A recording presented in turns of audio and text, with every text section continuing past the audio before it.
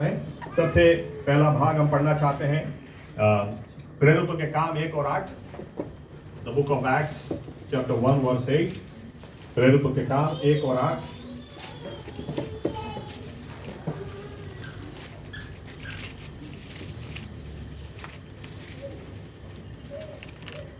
પણ પવિત્ર આત્મા તમારા પર આવશે ત્યારે તમે સામર્થ્ય પામશો અને યરૂશલેમમાં આખા યહૂદિયામાં સમૃદ્ધમાં તથા પૃથ્વીના છેડા સુધી તમે મારા સાક્ષી થશો। दूसरा भाग पढ़े प्रेरितों के काम 2 1 से 4। 50માનો દિવસ આવ્યો તે વખતે તેઓ સર્વ એક સ્થળે એકઠા થયા હતા ત્યારે આકાશમાંથી એકાએક ભારે આંધીના ઘૂઘવાટ જેવો અવાજ આવ્યો અને તેઓ જ્યાં બેઠા હતા ત્યાં આખું ઘર ગાજી રહ્યું। અગ્નિના જેવી છૂટી છૂટી પડતી જીભો તેઓના જોવામાં આવી અને તેઓમાંના દરેક ઉપર એક એક બેઠી। તેઓ સર્વ પવિત્ર આત્માથી ભરપૂર થયા અને આત્માએ જેમ તેઓને બોલવાની શક્તિ આપી તેમ તેઓ अन्य ભાષાઓમાં બોલવા लाग्યા। ओके, आगे बढ़े उसके पहले मुझे लगता है 2-3 आयत और पढ़नी चाहिए, वो सब्जेक्ट भी टच करता हूं उसके साथ। रोमनों की पत्री 15 और 13, the book of Romans chapter 15 verse 13।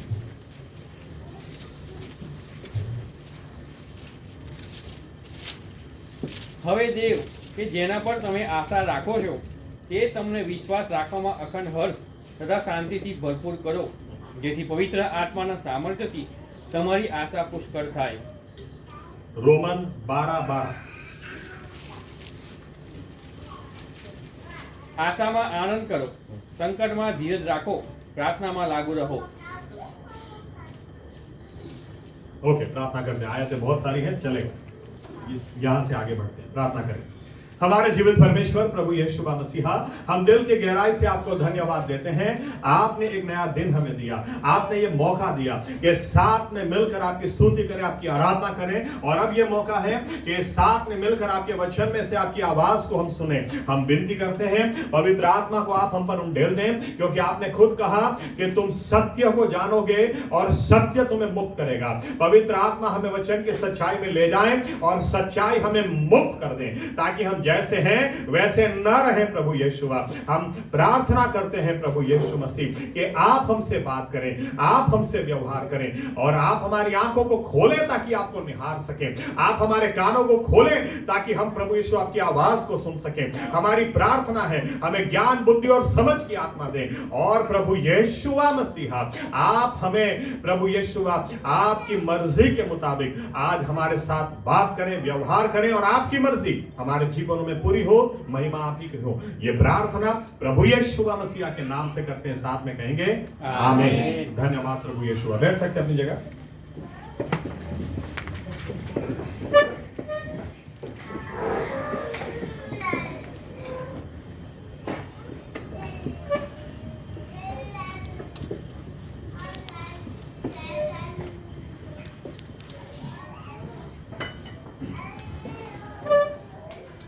Okay, मैं यहां से शुरुआत करूं।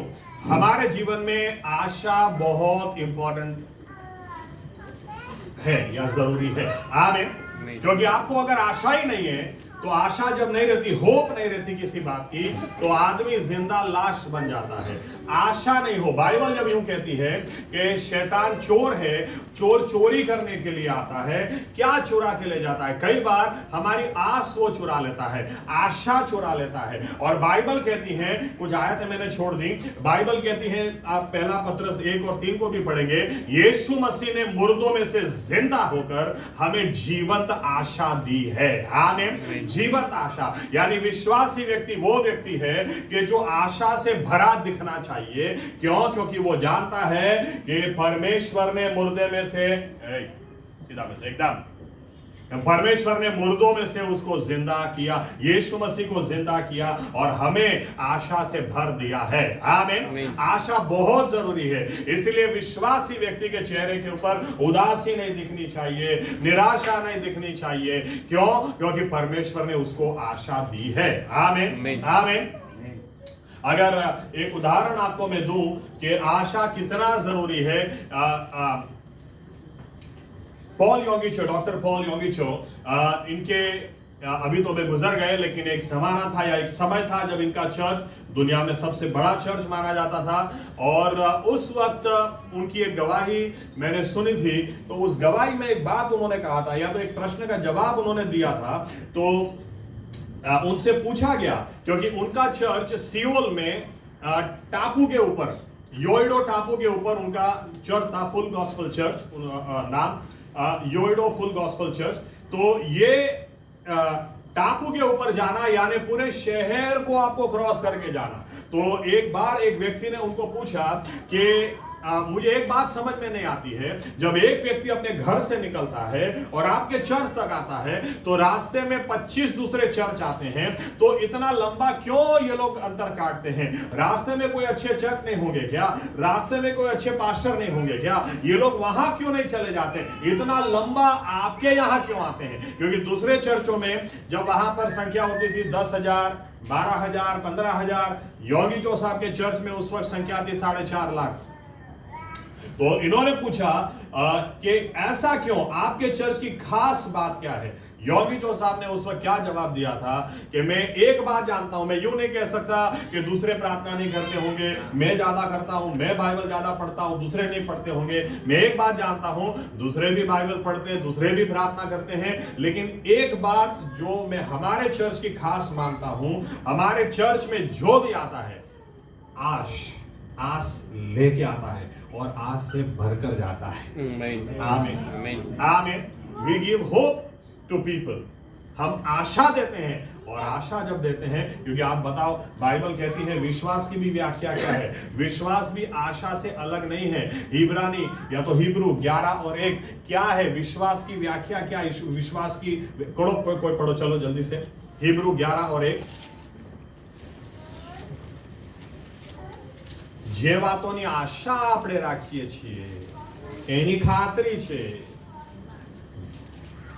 હવે વિશ્વાસ તો જે વસ્તુઓની આશા આપણે રાખીએ છીએ તેની ખાતરી છે અને અદ્રશ્ય વસ્તુઓની સાબિતી છે। ओके, यानी विश्वास भी आशा के बिना अधूरा है। आमीन। विश्वास और आशा एक दूसरे के साथ जुड़े हुए हैं। आमीन। खैर, मैं अपने विषय पर आ जाता हूं, आशा। इसलिए आशा बहुत बहुत जरूरी है। योगी जो साहब के हिसाब से, because we give hope to people, जो हमारे चर्च में आते हैं वो आशा से भर कर जाते हैं, और जो आशा से भरा होता है विश्वास ऑटोमेटिकली उसका ऊपर उठ ही जाता है। आमीन आमीन। इसलिए मैं इस तरह से भी कह दूं कि जो लोग प्रचारक भी बनना चाहते हैं या प्रचार भी करना चाहते हैं, यहां तक कि आप ध्यान रखो, किसी से काउंसलिंग भी आप करना चाहते हैं, तो आपके शब्द, आपकी बातों दूसरों को आशा देने वाली होनी चाहिए। आमीन। क्योंकि आशा आप दोगे तो विश्वास ऑटोमेटिक बढ़ेगा, विश्वास बढ़ेगा। बाइबल कहती है जो विश्वास करता है उसके लिए कुछ नामुमकिन नहीं है, मरकुस 9 और 23। आमीन। इसलिए कभी किसी की आश छीन मत लेना। हम गलती कई बार यही हो जाती है, बेचारा टूटा हुआ आता है और हम उसको बिखार के भेजते हैं। आशा देना, यीशु मसीह ने इसलिए क्या कहा? क्योंकि आशा आदमी को बांधती है। बाइबल, इसलिए प्रभु यीशु ने क्या कहा? मेरी कलीसिया मैं बांधूंगा। आमीन। किसी को बांधना, किसी को आशा दो। आमीन आमीन। खैर, पेंटिकोस्ट पर आते हैं। आशा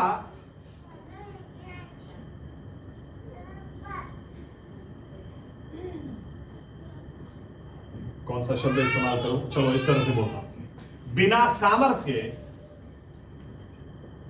आशा काम ही नहीं करेगी। अब आशा देते रहो लेकिन काम तो होता ही नहीं, आशा देते रहो काम तो होता ही नहीं, आशा देते रहो काम तो होता ही नहीं। आप अगर आप आशा देते हैं तो, या विश्वास बढ़ाते हैं उसको खत्म करने के लिए या उसका परिणाम लेने के लिए, उदाहरण के तौर पर किसी व्यक्ति ने यीशु मसीह के बारे में एक औरत को बताया। मरकुस 5 और 27 में लिखा है कि 12 साल से जिसको ब्लीडिंग बंद नहीं होता था, यीशु मसीह के बारे में किसी ने बताया, और किसी ने बताया, मैं धन्यवाद देता हूं ऐसे व्यक्ति को कि जिसने यीशु मसीह के बारे में बताया। कई लोग होंगे बताने वाले कि देख तू ही श्रापित है, 12 साल से तुझे ठीक नहीं हो रहा, कौन से डॉक्टर के पास तुझे नहीं ले गए, कितना पैसा तेरे लिए खर्च किया, लेकिन तू ही ऐसी है, तू उल्टा है पुल्टा है, ना क्या है ना क्या है। लेकिन उसके बीच में बाइबल बताती है किसी ने आकर उसको यीशु मसीह के बारे में बताया, और जब यीशु मसीह के बारे में किसी को बताते हैं आस मिल जाती है।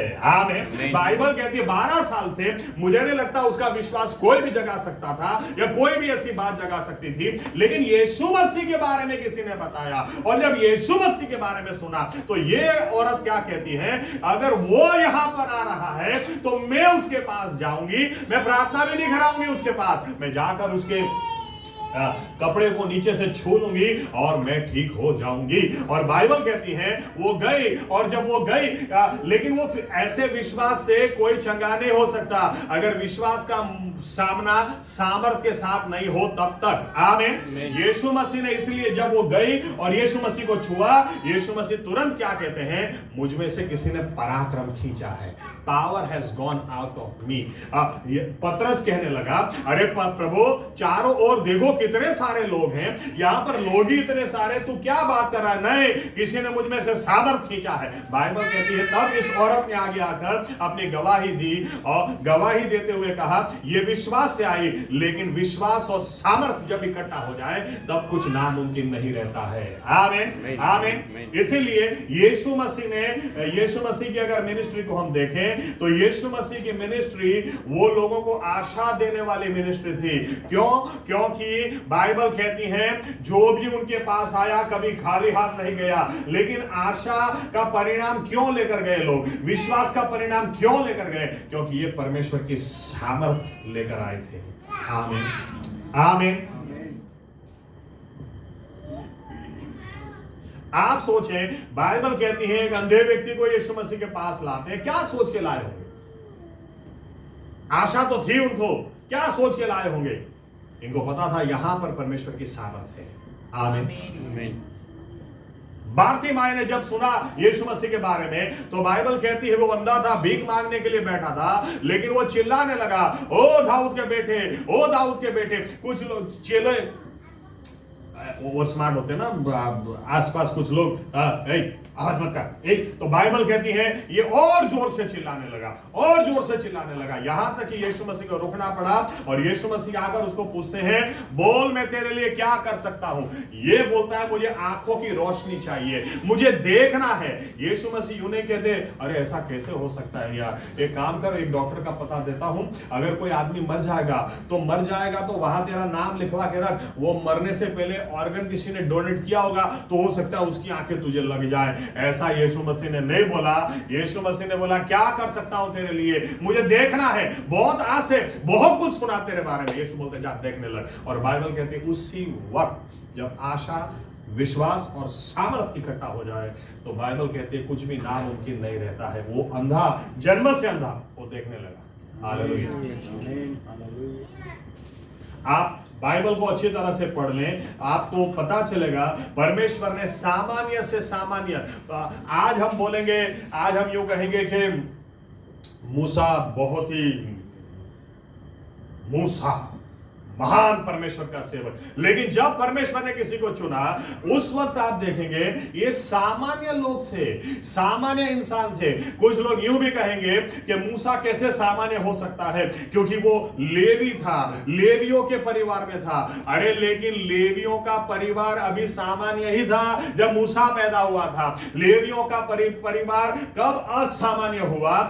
निर्गमन के 25वें अध्याय में जब परमेश्वर की सेवकाई के लिए 32वें अध्याय में जब परमेश्वर ने सेवकाई के लिए उनको चुना, और ये बात भी परमेश्वर गिनती 3रे अध्याय में, गणना 3रे अध्याय में बताते हैं कि अब मैंने प्रथम जनित के बजाय लेवियों को चुना है। तो लेवियों को कब परमेश्वर ने चुना? जब ये लोग लाल समंदर से निकल गए, बहुत आगे बढ़ गए, और वहां पर प्रथम जनितों ने स्टैंड नहीं लिया लेकिन लेवियों ने स्टैंड लिया। लेकिन इसलिए जब मूसा पैदा हुआ था तब लेवी लोग कोई खास लोग नहीं थे, लेवी लोगों को परमेश्वर ने सेवकाई के लिए पसंद नहीं किया था। मूसा जब पैदा हुआ था एक सामान्य इंसान था, लेकिन एक व्यक्ति जब परमेश्वर को निहारता है। इंग्लिश में अगर यूं कहूं, when anybody has an encounter with God, जब एक व्यक्ति का आमना सामना परमेश्वर के साथ हो जाता है और जब वो परमेश्वर के सामर्थ्य को निहार लेता है, उसको चख लेता है, वो पूरा ही बदल जाता है। वहां से एक सीधा साधा आदमी एक परमेश्वर का महान सेवक बन जाता है। आमीन आमीन। मूसा एक सामान्य व्यक्ति था, वो तो थका हुआ, हारा हुआ, लगता था मैं कुछ कर पाऊंगा, लेकिन उसको समझ आ गया था मैं कुछ नहीं कर सकता, इसलिए जंगल के अंदर 40 साल से अपने ससुर के भेड़ बकरियों को चराता था। लेकिन जिस दिन उसने जलता पौधा देखा, जिस दिन उसने परमेश्वर को देखा, जिस दिन उसने आवाज को सुनी कि मूसा मूसा तेरे जूते उतार, क्योंकि जहां पर तू खड़ा है वो पवित्र जगह है। जब उसने इस परमेश्वर को जाना कि इब्राहिम, इसहाक और याकूब का परमेश्वर मेरे साथ बात कर रहा, उसने जब उस परमेश्वर को जाना, जब परमेश्वर ने ऐसे उसको नहीं भेजा, परमेश्वर ने सामर्थ दिखाई, परमेश्वर ने कहा मूसा तेरे हाथ में जो लकड़ी है फेंक उसे। और जब लकड़ी को फेंका, मूसा ने सपने में भी ऐसा नहीं सोचा होगा कि लकड़ी का सांप हो सकता है। जब सांप को पीछे से पकड़ा, वापस लकड़ी हो गई। परमेश्वर ने अपनी सामर्थ को उसे दिखाया और सामर्थ को दिखाकर मूसा से कहा, मूसा अब तू जा, मैं तेरे साथ में हूं, मैंने तुझे चुना है, तू इस्राएलियों को बाहर निकाल के ले आएगा। एक सामान्य व्यक्ति वो नहीं जा सकता है, एक सामान्य व्यक्ति वो एक देश को नहीं छोड़ा सकता है, एक सामान्य व्यक्ति नाइल नदी को लहू में परिवर्तित नहीं कर सकता है, वो लाल समुद्र के 2 हिस्से नहीं कर सकता है। लेकिन एक सामान्य व्यक्ति जिस दिन परमेश्वर का आमना सामना कर ले और जब उसकी सामर्थ को वो चख ले, उसके बाद वो असामान्य हो जाता है। आमीन। उसके बाद एक बाजू लोग कहते हैं हमको मारने के लिए लाया, लेकिन दूसरी बाजू जिसे परमेश्वर की सामर्थ को चख लिया, वो कहता है अरे देखो लाल समुद्र की ओर देखो, यहां से परमेश्वर आज रास्ता निकालेगा। आमीन। दोनों में क्या फर्क है? फर्क इस बात का है, इस आदमी ने परमेश्वर की सामर्थ को चख लिया है, इसने परमेश्वर को देख लिया है, इन लोगों ने अभी तक नहीं देखा है। गिडियोन को जब परमेश्वर ने चुना, आज हम कहेंगे क्या गिडियोन ने जबरदस्त छुटकारा दिलाया ना, ये किया ना वो किया, लेकिन गिडियोन को जब चुना तब वो सामान्य इंसान था। तब कौन सा महान सेवक था वो? बाइबल कहती है वो तो सिंपल मिडियानियों से डरा हुआ व्यक्ति था। ऐसा भी नहीं था कि खूंखार विश्वासु आदमी था, अरे मिडियानियों से डरा हुआ आदमी था। और दाग कुंड के अंदर बैठकर बाइबल कहती है गेहूं को साफ कर रहा था। दाग कुंड के अंदर दाग को डालकर पैरों से पीसा जाता था। वो गेहूं साफ करने की जगह नहीं थी। अगर आप गेहूं साफ करने की प्रक्रिया को भी देखोगे तो आपको थोड़ा समझ में आएगा कि इस आदमी का दिमाग ही नहीं था, या तो इतना डरा हुआ था कि दिमाग ही नहीं चल रहा था। क्योंकि जब आप गेहूं साफ करते हैं तो गेहूं साफ करने वो हमेशा खुले में ही करना पड़ता है, ताकि गेहूं के दाने एक साइड रहे और कचरा दूसरी साइड निकल जाए। अब आप अगर आप बंद जगह के अंदर साफ करोगे, मुझे तो यह समझ में नहीं आता गेहूं के दाने किधर निकालोगे, कचरा भी किधर से निकालोगे। लेकिन वो उस जगह में बैठकर साफ कर रहा था। सामान्य आदमी था और डरा हुआ आदमी था। लेकिन जिस दिन परमेश्वर के दूत ने उसके साथ बात की और जब परमेश्वर की सामर्थ को उसने चखा, बाइबल कहती है ये सिर्फ 300 लोगों को, इसको फर्क ही नहीं पड़ता था। परमेश्वर की सामर्थ को एक बार किसी ने देख लिया, किसी ने चख लिया, किसी को समझ में आ गया मेरी दुआ इधर उधर नहीं जा रही है, मेरा परमेश्वर आज भी मेरी दुआओं को सुनता है और उसको पता है वो जरूर मेरे लिए काम करेगा, उसको फिर फर्क नहीं पड़ता है। 32,000 लोग थे, 22,000 को परमेश्वर ने घर भेज दिया, 10,000 में से भी बोला 9,700 को भेज दे, इसको फर्क ही नहीं पड़ता था। ये 300 लोगों को लेकर गया। एक बार भी परमेश्वर को नहीं बोलता है अरे 32,000 ज्यादा अच्छे रहे ना परमेश्वर, क्योंकि वो लोग लाखों की तादाद में है, लेकिन इसको फर्क नहीं पड़ता था क्योंकि समझ गया मेरा परमेश्वर क्या सामर्थ है इसके पास। आमीन। 300 लोगों को लेकर गया, लड़ाई भी नहीं करते। ऊपर से बाइबल कहती है आवाज जोर से लगाई, मटके के अंदर मशाल रखी और जोर से आवाज लगाई, यहोवा की तलवार और गिडियोन की तलवार, और बाइबल कहती है काम खत्म हो गया। आप अच्छी तरह से बाइबल पढ़ें तो जिन लोगों ने लोगों को आस दी है, या जिन लोगों ने परमेश्वर के नाम से, परमेश्वर की सहायता से लोगों को छुड़ाया, ये वही लोग हैं जिन्होंने पहले परमेश्वर की सामर्थ को खुद चखा, खुद परमेश्वर को देखा, उसके बाद ये लोग ने आगे काम किया। आमीन।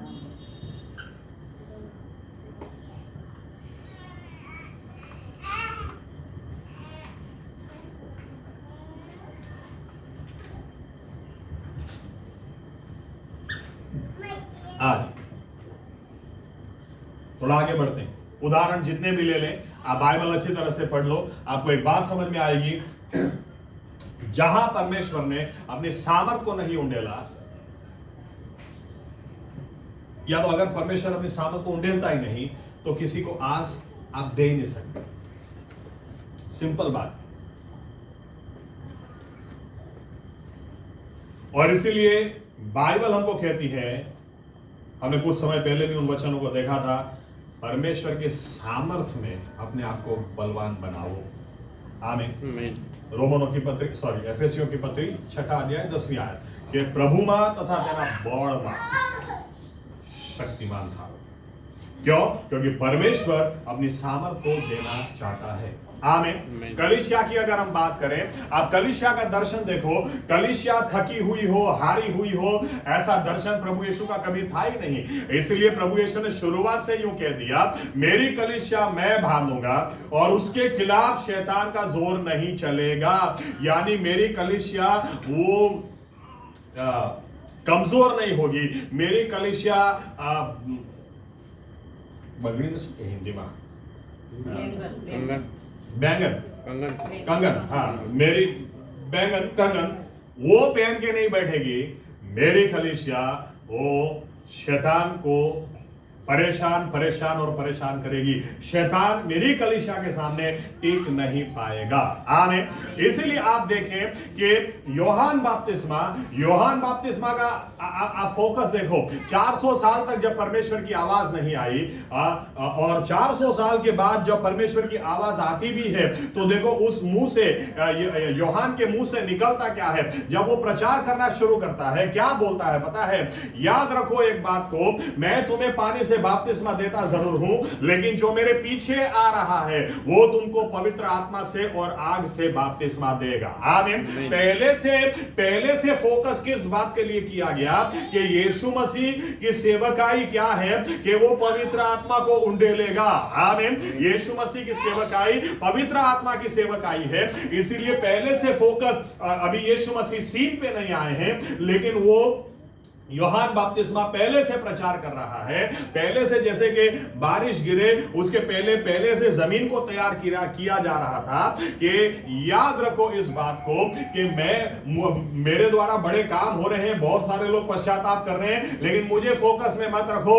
मेरे पीछे कोई आ रहा है, उसके सैंडल की लेस खोलने के लिए भी मैं लायक नहीं हूं, लेकिन वो क्या काम करेगा? वो तुमको पवित्र आत्मा से और अग्नि से भर देगा। यीशु मसीह को आप देखो, यीशु मसीह ने कुछ समय तक बहुत जबरदस्त सेवकाई की, बहुत जबरदस्त, यानी सब कुछ हिला दिया।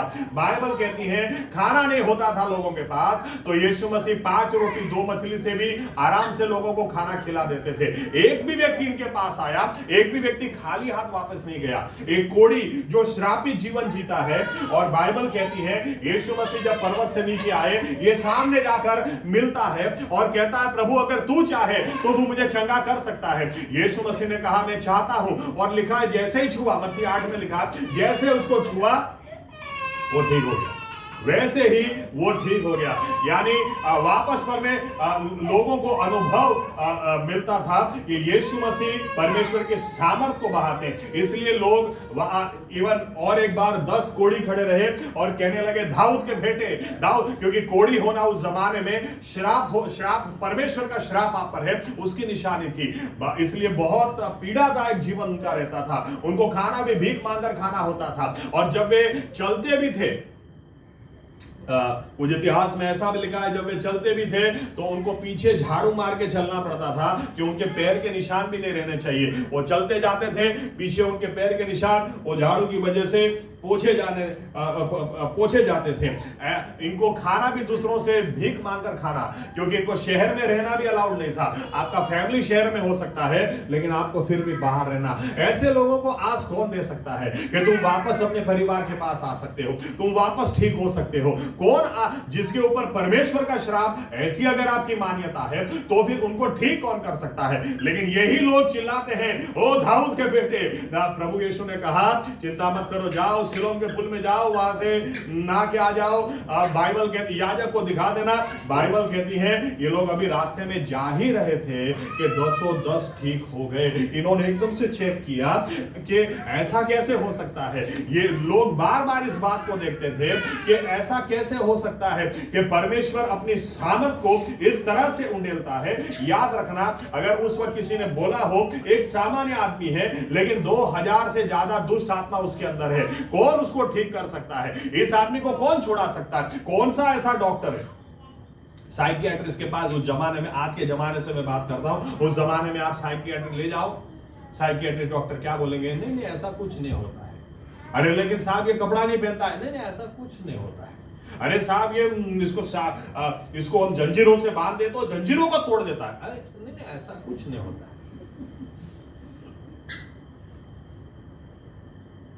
क्योंकि ज्यादातर साइकियाट्रिक ऐसे होते हैं कि उन्हीं को साइकियाट्रिक ट्रीटमेंट की जरूरत होती है।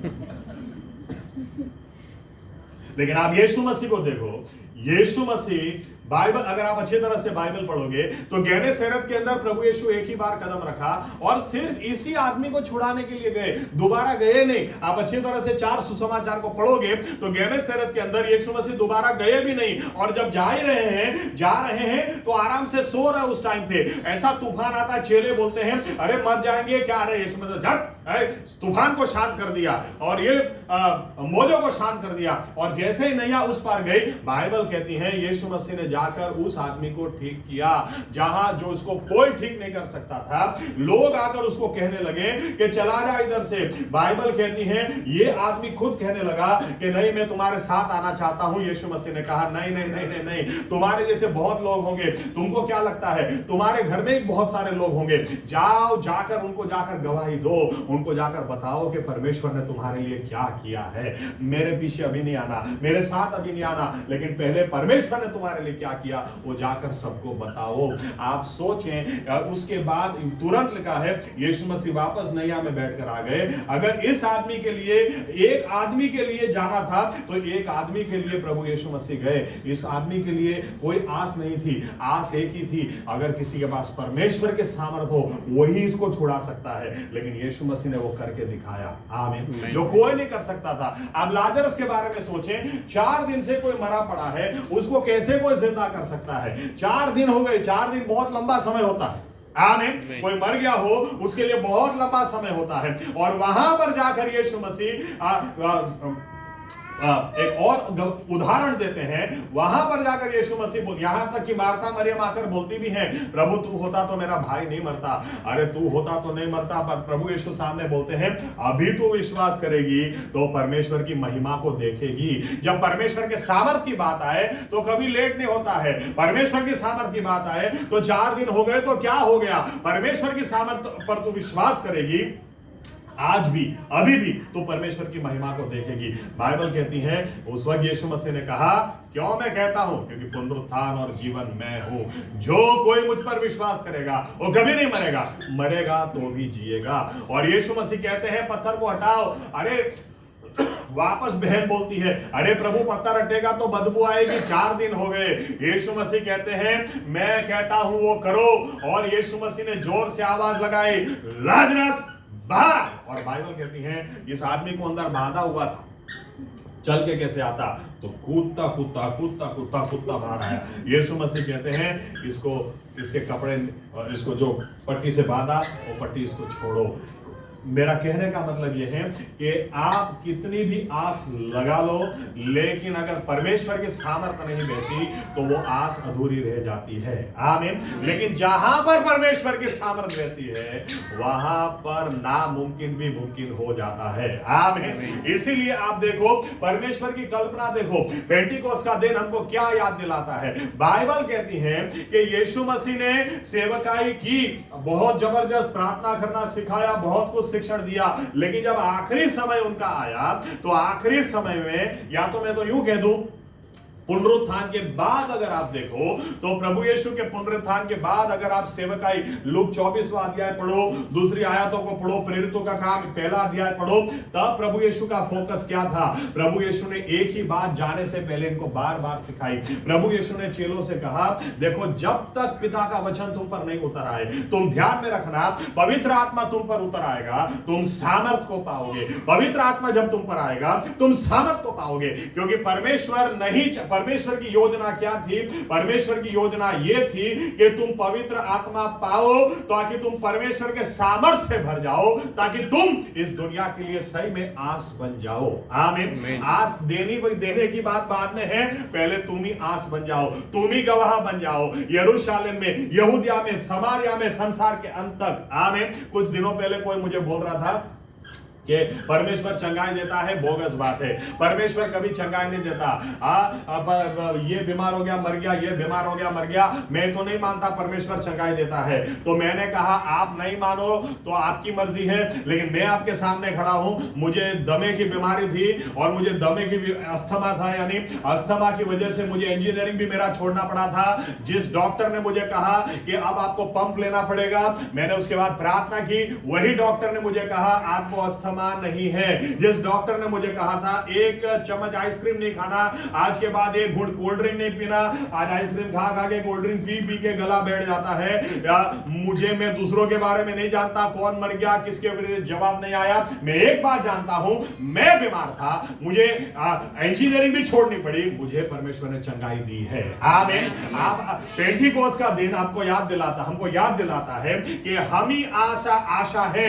बाइबल कहती है तुम ही संसार का उजियाला हो, तुम ही संसार का नमक हो। पेंटिकोस्ट के दिन क्या हो गया? इसलिए यीशु मसीह ने चेलों से कहा जब तक सामर्थ नहीं मिलता यरूशलेम को छोड़ना मत। क्यों?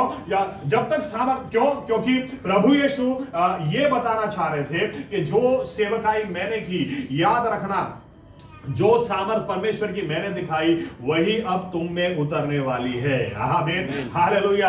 परमेश्वर की कल्पना आप देखो, परमेश्वर की योजना आप देखो कि पेंटिकोस्ट के दिन सामान्य लोगों को परमेश्वर ने चुना। सामान्य लोग, इसमें से कुछ लोग मछुआरे थे, यीशु मसीह के भाई बहन भी थे। तो यीशु मसीह के अगर घर का काम वो सुथारी काम था, कारपेंटर थे, तो ये लोग भी कारपेंटर रहे होंगे।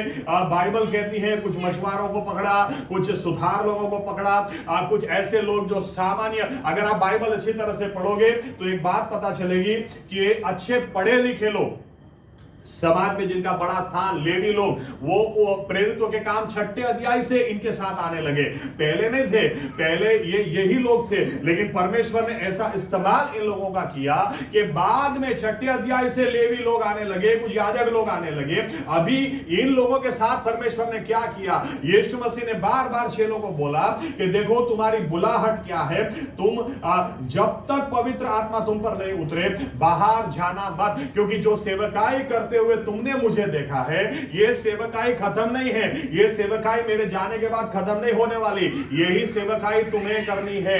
इसलिए एफएससी पहले अध्याय के अंदर भी बाइबल बता दिया, पौलुस कलीसिया को लिखता है ये सामर्थ से परमेश्वर ने सारी सृष्टि को बनाया, वही सामर्थ से यीशु मसीह को भरा, उसको वही सामर्थ से, पवित्र आत्मा की वही सामर्थ से उसको मुर्दे में से जिंदा किया, वही सामर्थ उसने आप में और मुझ में उंडेली है। हालेलुया। कोई भी कम सामर्थ नहीं। यानी परमेश्वर की बुलाहट क्या है? तो इसलिए कई लोगों के लिए इसलिए पवित्र आत्मा मिले ताकि हम अन्य भाषा बोले। पवित्र आत्मा मिलता है, अन्य भाषा उसकी निशानी है कि आपको पवित्र आत्मा मिला है, लेकिन अन्य भाषा बोलने के लिए पवित्र आत्मा नहीं दिया। यीशु मसीह ने क्या बोला?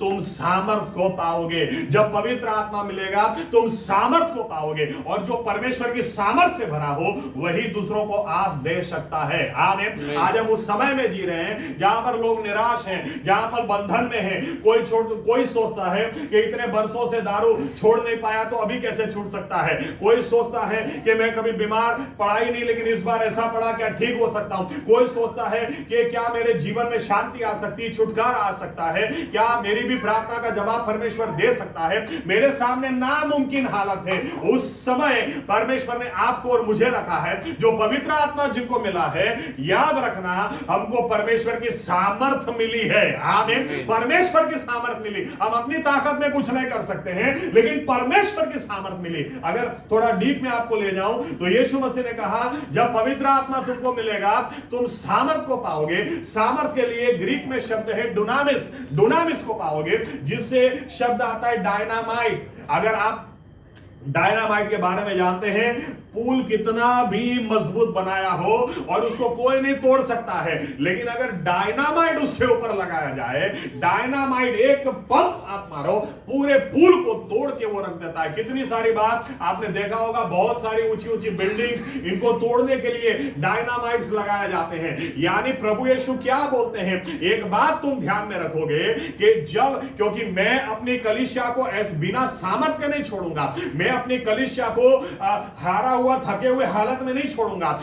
इसलिए तुम रुकना, प्रार्थना करना, क्योंकि पवित्र आत्मा को मैं तुम पर भेजूंगा, और जब पवित्र आत्मा को तुम पर भेजूंगा, वे अन्य भाषा बोले जरूर, लेकिन यीशु मसीह ने क्या कहा था, तुम पवित्र आत्मा पाओगे, परमेश्वर की सामर्थ, डुनामिस, डायनामाइट, यानी तुम्हारे आगे कोई पुल खड़ा नहीं रह पाएगा, कोई समस्या खड़ी नहीं रह पाएगी, कोई भी ताकत तुम्हारे सामने नहीं खड़ी रह पाएगी, पर क्योंकि मैं अपनी सामर्थ, पवित्र आत्मा की सामर्थ, परमेश्वर की सामर्थ तुम पर उंडेल दूंगा। आमीन। और तब तुम मेरे गवाह बनोगे। देखो, हमारे सामने कोई भी ताकत टिकी नहीं सकती है। और आज विश्वासी लोग हारा हुआ जीवन जीते हैं, ऐसा जीवन जीते हैं कि मतलब उनके चेहरे से दिखाई देता है। जब बाहर भी घूमते हैं, आप साइड में भी खड़े हो गए, कोई बिलीवर गया तो ले प्रभु, बहुत हो गया, अब नहीं जीना है। अरे ये परमेश्वर की कल्पना नहीं है, ये परमेश्वर की योजना नहीं है। पेंटिकोस्ट का दिन हमको याद दिलाता है, 120 आप अच्छी तरह से पढ़ोगे, सामान्य लोग थे ये लोग, लेकिन प्रार्थनावादी लोग थे। परमेश्वर ने इनके ऊपर अपनी आत्मा को उंडेला और वहां पर अपनी कलीसिया को स्थापित किया। आप सोचो तो सही, लोगों को समझ में नहीं आ रहा था कि ये क्या, सुबह सुबह तुम दारू पिए हुए हो। पतरस खड़ा होके बोलता है, अरे सुबह सुबह हम दारू पिए हुए नहीं है। योएल नबी ने, जो भविष्यवक्ता ने जो भविष्यवाणी दी थी, वो पूरी होते हुए तुम नजर के सामने देख रहे हो। आज परमेश्वर ने अपनी आत्मा को उंडेल दिया है, और बाइबल कहती है 3000 लोगों के हृदय छेद दिए, और 3000 लोगों ने बपतिस्मा वहां पर ले लिया, और 3000 लोग से 5000 लोग, रुकने का नाम ही नहीं था। बाइबल कहती है पतरस की परछाई से लोग ठीक होते थे, पौलुस के यूज किए हुए कपड़े से दुष्ट आत्माएं निकल जाती थी, क्योंकि परमेश्वर ने पेंटिकोस्ट के दिन अपनी सामर्थ को उंडेल दिया। आमीन। आज हम लोग कई बार ऐसा सोचते हैं कि क्या हो सकता है, कैसे, वो तो महान सेवक थे। अरे कोई भी महान सेवक नहीं था, सभी सामान्य लोग थे, लेकिन जब परमेश्वर की सामर्थ को उन्होंने पाया, वहां से वो सामान्य से असामान्य हो गए। आमीन। इसलिए हमें भूख और प्यास रखनी है। पेंटिकोस्ट का दिन सिर्फ उन चेलों के लिए नहीं था, हमें भी प्रार्थना करनी कि प्रभु आपकी आत्मा से मुझे भर दो, आपकी सामर्थ से मुझे भर दो, तो ही मैं दूसरों को आस दे सकता हूं, तो ही दूसरों के लिए आशा का कारण मैं बन सकता हूं। हो सकता है बिलीवर्स लोग दूसरों के लिए ठोकर का कारण है। एक उदास व्यक्ति आता है और उदास आकर बोलता है ऐसा ऐसा है, और हम उसको बोलते हैं मेरा तो उससे भी गया है। क्या उसको आस देंगे, जिसकी थोड़ी भी आस थी वही उसकी आस भी अगर हम ले लें, लेकिन परमेश्वर की योजना ये नहीं। बाइबल हमें बताती है, बाइबल का परमेश्वर आसमान और पृथ्वी का बनाने वाला परमेश्वर, जिसको कुछ भी नामुमकिन नहीं। अगर वो कह दे उजियाला हो जाओ तो उजियाला हो जाए। कई बार हम लोग फोकस करते हैं कितना महान परमेश्वर है हमारा, कितना महान परमेश्वर, कितना सामर्थी परमेश्वर। आज भी लाल समुद्र को 2 हिस्सों करने वाला परमेश्वर है, आज भी नामुमकिन को मुमकिन करने वाला परमेश्वर। लेकिन इस बात को भूल जाते हैं कि पेंटिकोस्ट का दिन आया क्यों। पेंटिकोस्ट का दिन इसलिए आया ताकि वही परमेश्वर वही सामर्थ को हम में उंडेल दे। आमीन। ताकि हम लोगों के लिए, या तो अगर बड़ौदा चर्च हम हैं, बड़ौदा के लिए हम आशा का कारण बन जाए, क्योंकि परमेश्वर की सामर्थ हमको मिली है। आमीन। आमीन। अपने आप को कभी भी छोटा नहीं समझो, कभी भी ऐसा नहीं समझो कि मैं तो बहुत सामान्य हूं। अरे बाइबल अच्छी तरह से पढ़ो। हर व्यक्ति, इब्राहिम को पढ़ना, इब्राहिम को परमेश्वर ने चुना, तब वो चंद्र की पूजा करने वाला आदमी था, सामान्य आदमी था, मूर्ति पूजा करता था। परमेश्वर ने जब उसको चुना, आज उसको फादर ऑफ फेथ बोलते हैं, आज हम विश्वास का पिता उसे बोलते हैं। लेकिन शुरुआत में कोई भी स्पेशल नहीं था, शुरुआत में सभी सामान्य लोग, सामान्य से परमेश्वर शुरू करता है और उसको असामान्य बनाता है। आमीन आमीन। कभी भी ऐसा मत सोचना मेरे लिए कोई योजना नहीं, मेरे लिए कुछ भी नहीं। नहीं, आप प्रभु यीशु से कहो कि प्रभु यीशु आपने मुझे चुना है, मेरी बुलाहट ये है कि मैं आज के जमाने के लिए, एस्तर को क्या कहा गया, एस्तर तू इस बात को ध्यान में रखना, इस समय के लिए परमेश्वर ने तुझे चुना है। ऐसा मत सोचना यहूदियों को मार दिया जाएगा, खत्म कर दिया जाएगा। राजा ने ऑलरेडी अपना फरमान दे दिया, अब मुद्रा मार दी, अब कौन बदल सकता है, अब कौन इसमें से ला सकता है, इसको कौन बदल सकता है। लेकिन मोर्देखाई एस्तर को क्या बोलता है, एस्तर तू एक बात ध्यान में रखना, क्या पता इसी समय के लिए परमेश्वर ने तुझे चुना है। आमीन। तो हमें एक बात ध्यान, पेंटिकोस्ट का दिन हमें याद दिलाता है कि आज के समय के लिए प्रभु यीशु ने हमको चुना है। इस समय के लिए प्रभु यीशु की बुलाहट हम हैं, प्रभु यीशु की चॉइस, प्रभु यीशु की पसंद की हम हैं। आमीन। अगर हम चुप बैठेंगे तो कुछ नहीं होगा, लेकिन हम चुप नहीं बैठेंगे क्योंकि आज का दिन हमको याद दिलाता है। पर में हो सकता है आज हम बहुत सामान्य हैं, हो सकता है कोई हमें जानता नहीं, लेकिन एक सामान्य व्यक्ति जब परमेश्वर से यूं कहे, प्रभु तेरी आत्मा मुझ पर उंडेल दे, तेरी आत्मा से मुझे भर दे, तेरे सामर्थ से मुझे भर दे, वहां से एक असामान्य इंसान बनना शुरू हो जाता है। ये आदमी जो दूसरों के लिए आस बन जाता है। आमीन आमीन आमीन आमीन। इससे कम हमें चाहिए ही नहीं। याद रखना विश्वासी लोग, हम बिलीवर हैं तो हमें इस पवित्र आत्मा के सामर्थ के लिए भूख होनी चाहिए, प्यास होनी चाहिए। उससे कम हमें कुछ भी नहीं चाहिए, क्योंकि बिना सामर्थ का जीवन वो यीशु मसीह की कल्पना में नहीं है। बिना सामर्थ का जीवन वो शैतान तो चाहता है, शैतान तो चाहता है। मैं अगर इस तरह से बोल दूं कि जब मैं आज देख रहा हूं YouTube के ऊपर, इधर से कोई सेवक खड़ा हो रहा है, इधर से कोई सेवक खड़ा, इंडिया की बात नहीं कर रहा हूं, बाहर से भी बात कर रहा हूं, और ये लोग इतने पावर के साथ बोलते हैं, खबरदार अन्य भाषा बोला तो, खबरदार अन्य भाषा बोला तो बंद कर देना, ये शैतानी भाषा है। बाइबल यूं कहती है कि जिसके पास पवित्र आत्मा है वो कहेगा यीशु प्रभु है। आमीन। अगर आपके पास शैतान की आत्मा हो तो आप कह नहीं सकते कि यीशु मसीह प्रभु है। आमीन। एकदम बोगस और थर्ड क्लास बात ये लोग करते हैं। लेकिन दूसरी बाजू जब मैं ये सोचता हूं कि शैतान जानता है प्रभु यीशु का आना बहुत करीब है, वो जानता है कि अगर उसको कोई, उसके काम को कोई खत्म कर सकता है या उसके हाथों से किसी को छुड़ा सकता है, तो वो पवित्र आत्मा के सामर्थ से भरे हुए लोग हैं। इसीलिए वो रोकना चाहता है। इधर से किसी को खड़ा कर दिया, इधर से किसी को खड़ा कर दिया। मैं अगर एक पॉइंट आपको दे दूं, याद रखना, अगर आपको पवित्र आत्मा मिला है तो अन्य भाषा में ज्यादा बोलो, अन्य भाषा में बहुत प्रार्थना करो। बाइबल कहती है 1 कोरिन्थी 14:4 के अंदर कि जो अन्य भाषा बोलता है वो खुद की उन्नति करता है, खुद की बैटरी चार्ज करता है। ओके, उन्नति के लिए एनर्जिया से एनर्जाइज शब्द है। मेरा तो दिमाग उल्टा काम करता है। अगर कोई मुझे बोले अन्य भाषा में प्रार्थना मत करो तो मैं डबल करूंगा। उल्टा तुम मुझे जितना रोकने की कोशिश करोगे उतना मुझे समझ में आता है कि प्रॉब्लम कहां है, क्योंकि मैं इतना तो अंधा नहीं हूं, इतनी तो समझ मुझ में है कि जो पवित्र आत्मा से भरा नहीं और अन्य भाषा बोलता नहीं, ना वहां पर कैंसर को ठीक होते देखा है, ना वहां पर दुष्ट आत्माओं को निकलते देखा है। अरे परमेश्वर की महिमा वहां पर है ही नहीं।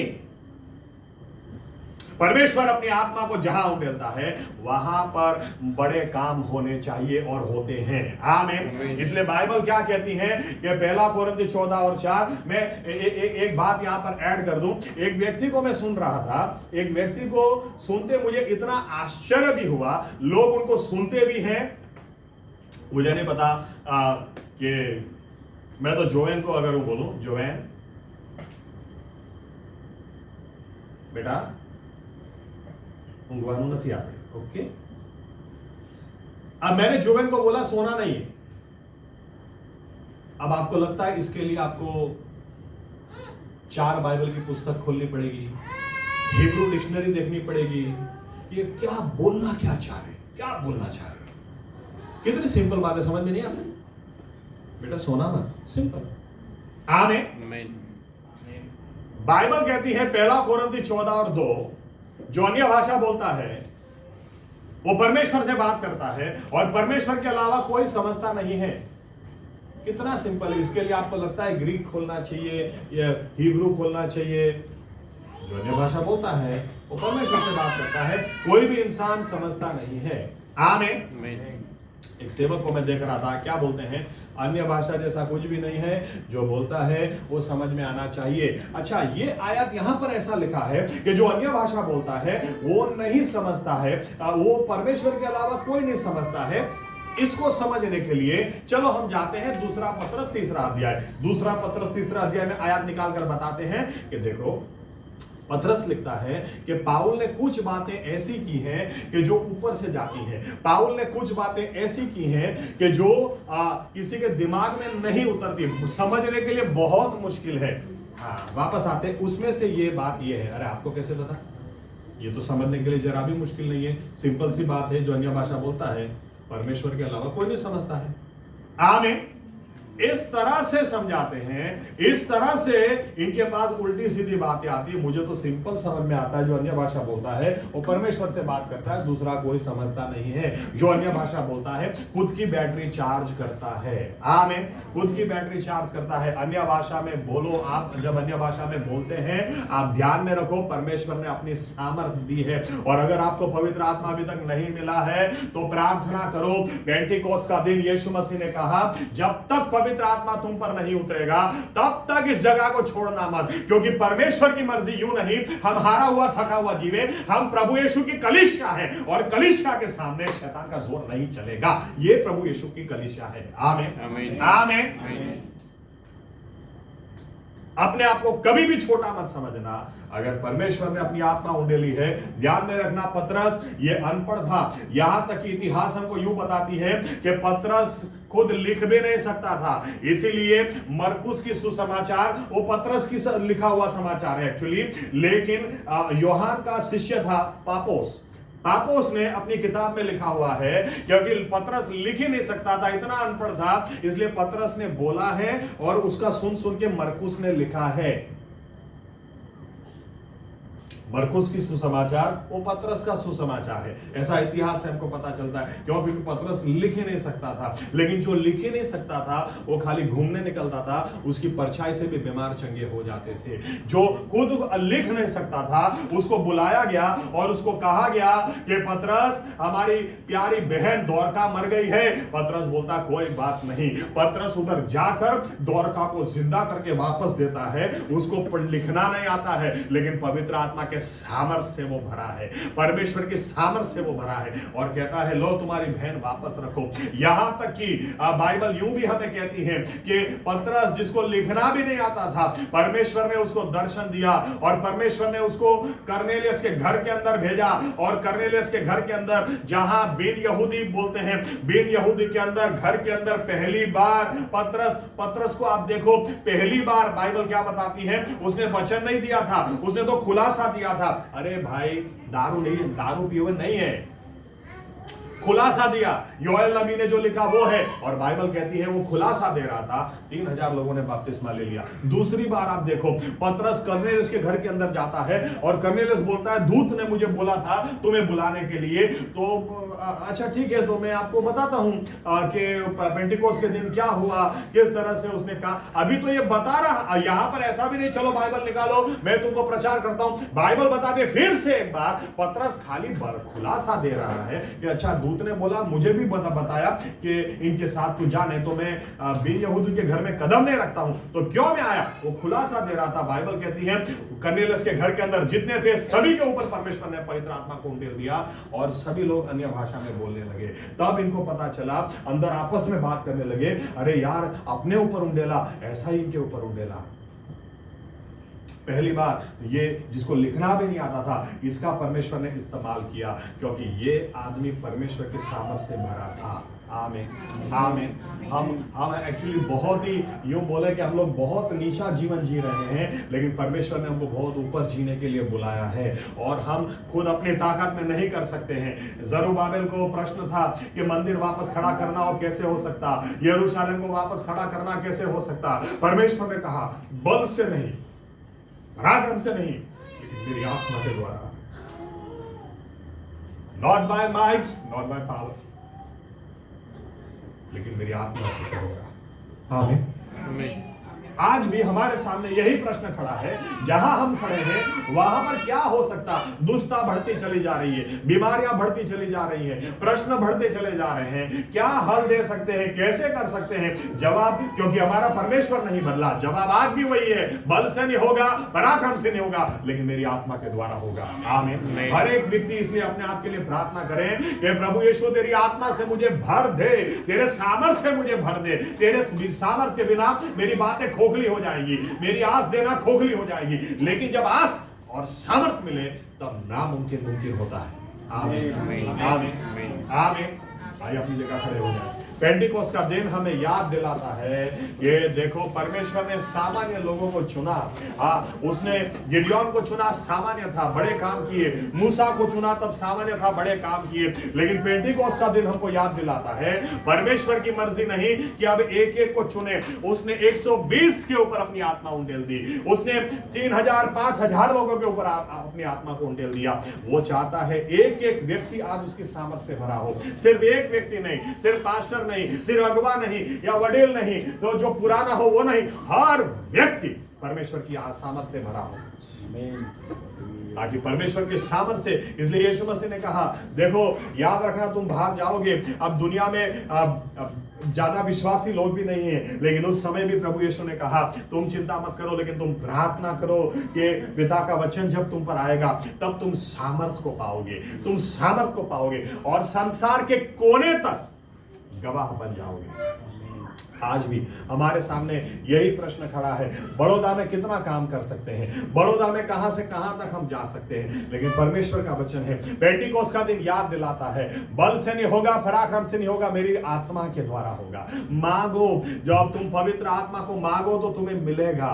बाइबल कहती है जिनको मिला है वो पवित्र आत्मा को रिलीज करें। अन्य भाषा में जितनी प्रार्थना करो ताकि पवित्र आत्मा की सामर्थ्य को तुम रिलीज करते हो। तुम उल्टा सीधा कुछ नहीं बोलते हो। जो अन्य भाषा बोलता है वो अपनी आत्मा की उन्नति करता है, वो खुद की उन्नति करता है। जो अन्य भाषा बोलता है वो नहीं समझता, वो सिर्फ परमेश्वर से बात करता है, परमेश्वर के अलावा उसको कोई नहीं समझता है। बहुत सिंपल है, परमेश्वर ने अपनी सामर्थ को हम पर उंडेल दिया है। ये बाइबल का परमेश्वर, जो आसमान और पृथ्वी का बनाने वाला परमेश्वर, वो अपनी सामर्थ को हमें उंडेल दे। ये कितनी बड़ी बात, ये पेंटिकोस्ट का दिन हमें याद दिलाता है। अपनी सामर्थ, इसीलिए उस कलीसिया को कोई खत्म नहीं करने पाया, उस कलीसिया की बढ़ोतरी को कोई रोकने नहीं पाया। लेकिन बाइबल कहती है उत्तर दक्षिण पूर्व पश्चिम में, सही में यीशु मसीह ने कहा उस तरह से संसार के कोने कोने तक ये बात गई, संसार के कोने कोने तक ये गवाहियां गई। बाइबल कहती है कुछ लोग झूठ सिखाते हैं, अंग्रेज आए तो सुसमाचार लेकर आए। नहीं, अंग्रेज आए तो अंग्रेजों को तो इंटरेस्ट ही नहीं था सुसमाचार में, वो तो बिजनेस करने के लिए आए थे। लेकिन यीशु मसीह के 12 चेलों में से एक चेला थोमा, वो पवित्र आत्मा से भरपूर, उसके साथ कोई कंपनी नहीं, वो सीधा यरूशलेम से इंडिया आया और यहां आकर उसने प्रचार करना शुरू किया परमेश्वर के सामर्थ्य से। इतिहास हमको कहती है आसमान में पानी को हाथ में लिया नदी के अंदर से और ऊपर छोड़ा, वो आसमान में टिक गया। और यह देखकर कितने सारे लोगों ने अपना जीवन प्रभु यीशु मसीह को दिया। 2000 साल पहले परमेश्वर की सामर्थ वो लोगों को आस देती है। परमेश्वर के सामर्थ लोगों के विश्वास को बढ़ाते हैं। परमेश्वर के सामर्थ हो तो कोई भी खाली हाथ आया खाली हाथ वापस नहीं जाता है, और ये कबूल करके जाएगा। 40 साल से लंगड़ा व्यक्ति सुंदर नाम के दरवाजे के आगे बैठता था, लेकिन पतरस और यूहन्ना ने परमेश्वर के सामर्थ को दिखाया। जो प्रभु यीशु के नाम में है वो सामर्थ को दिखाया, और वो लंगड़ा चलने लगा, कूदने लगा, नाचने लगा, परमेश्वर की आराधना करने लगा।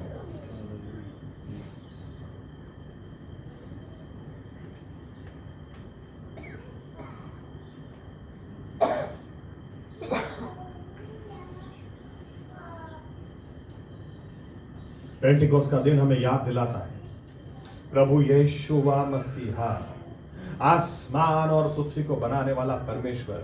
यूहन्ना बपतिस्मा ने पहले ही कहा था, मैं पानी से बपतिस्मा देता जरूर हूं, लेकिन जो मेरे पीछे आ रहा वो पवित्र आत्मा से और आग से बपतिस्मा देगा। वो पवित्र आत्मा से और आग से बपतिस्मा देगा।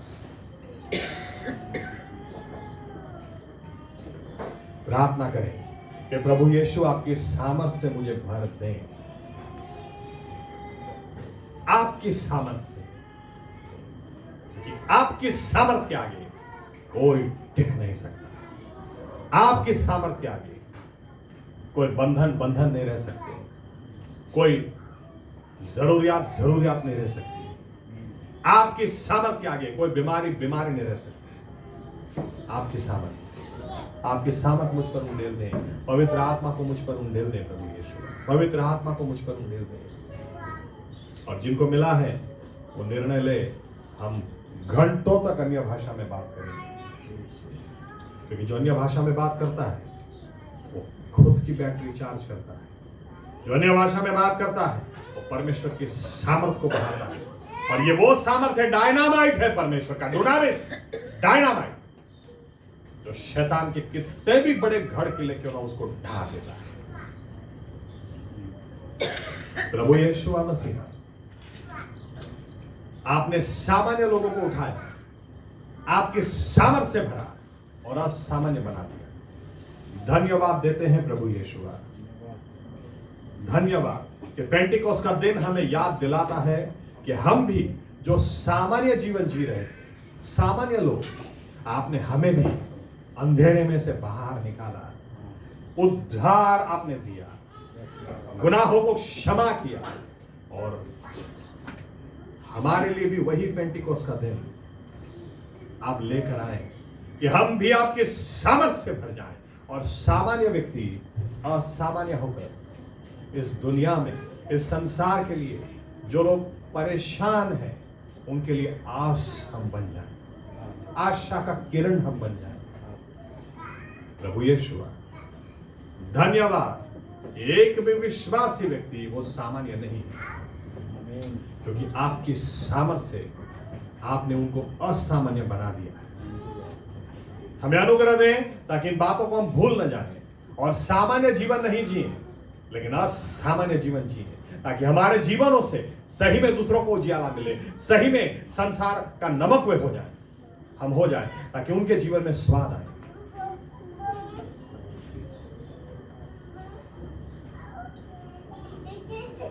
इन बातों को इसीलिए आपके लहू से हम सील करते हैं, और ये प्रार्थना प्रभु यीशु मसीह के नाम से करते हैं, आमीन। धन्यवाद प्रभु यीशु। बैठ सकते हैं।